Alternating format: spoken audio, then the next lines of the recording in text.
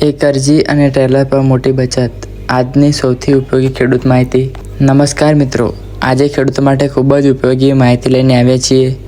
ઘણા ખેડૂતો ટ્રેક્ટર સાથે ટ્રેલર ખરીદવા માંગે છે, પરંતુ ખર્ચ વધારે હોવાથી મુશ્કેલી પડે છે. હવે સરકાર તરફથી ટ્રેલર પર સબસિડી મળવાની યોજના ખેડૂતો માટે ખૂબ જ મદદરૂપ બની છે.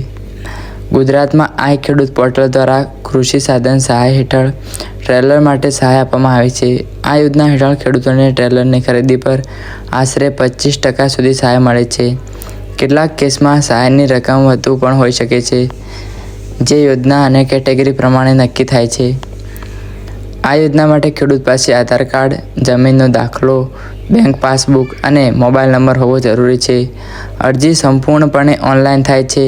ખેડૂત મિત્રો આઈ ખેડૂત પોર્ટલ પર જઈ કૃષિ સાધન યોજના પસંદ કરીને ટ્રેલર માટે અરજી કરી શકે છે. મહત્વની વાત એ છે કે અરજી સમય મર્યાદા અંદર કરવી જરૂરી છે. ઘણી વખત મર્યાદિત સમય માટે પોર્ટલ ખુલ્લું રહે છે, એટલે વહેલી તકે અરજી કરવી લાભદાયક બને છે. નાના અને સીમાંત ખેડૂતોને આ યોજના ખાસ પ્રાથમિકતા મળે છે.